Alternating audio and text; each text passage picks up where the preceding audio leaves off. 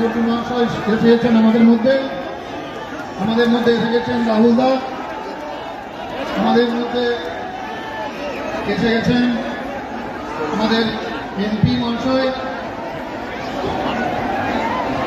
জ্যোতির্ময় সিং মহাশয়, মহাগুরু, সকলের প্রিয় দাদা, সমাজসেবী মানুষ মিঠুন চক্রবর্তী মহাশয়। 2026-এর ইলেকশনে আমাদের জিততেই হবে, যেভাবেই হোक जीतते হবে। अगर हम 2026 में नहीं जीते तो हमारा ये अस्तित्व खत्म हो जाएगा,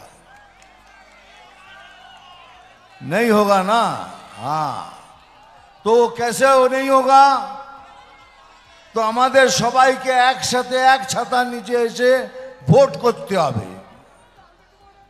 সবাইকে এক ছাতার নিচে এসে ভোট করতে হবে।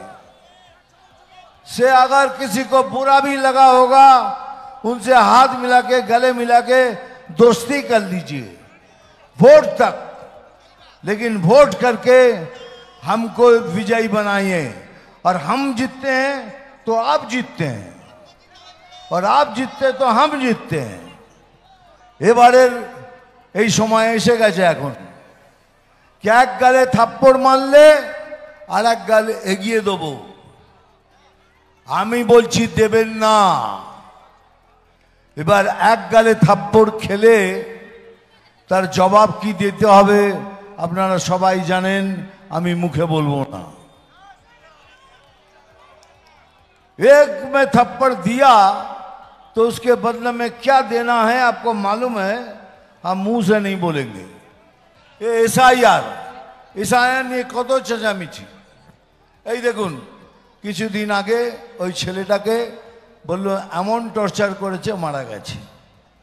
আমি তার প্রতি সহানুভূতি জানাই, তার পরিবারের প্রতি আমার সশ্রদ্ধ প্রণাম ও সহানুভূতি রইল। দেখুন কি হলো, কিচ্ছু নেই, হঠাৎ লাশ পাওয়া গেল।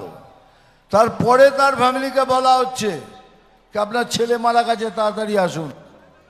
যারা ভাগ্যিস ভালো বলেননি এসআইআরে মারা গেছেন। এখন তো যায় যে মরছে তাকেই বলছেন এসআইআর। অ্যাকচুয়ালি ভয় পেয়ে গেছেন, এত ভয় পেয়েছেন যার কোনো রাস্তাই নেই। কিন্তু এসআইআর হচ্ছে, হবে। এখন আমি আমার প্রতিনিধিদেরও বলছি যে যদি কারো থাকে মনোমালিন্য থাকে দয়া করে হাত জোর করে সেগুলো মিটিয়ে নিন, অ্যাটলিস্ট ইলেকশন অবধি মিটিয়ে নিন। এখন ইলেকশনে আমরা এক ছাতা নিতে দাঁড়িয়ে লড়ি।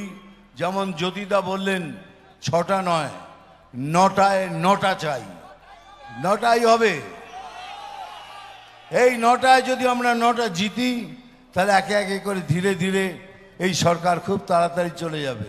শোন, একটা জিনিস মনে রাখবেন আপনারা সবাই, এই তৃণমূল পার্টি পুরো ফর্মের নাম জানেন? তৃণমূল কংগ্রেস নয়, ট্রেডার ম্যানুফ্যাকচারিং কোম্পানি। এরা জঘন্যতা তৈরি করে, এরা সন্ত্রাস তৈরি করে, এদের কাছে আর কিছু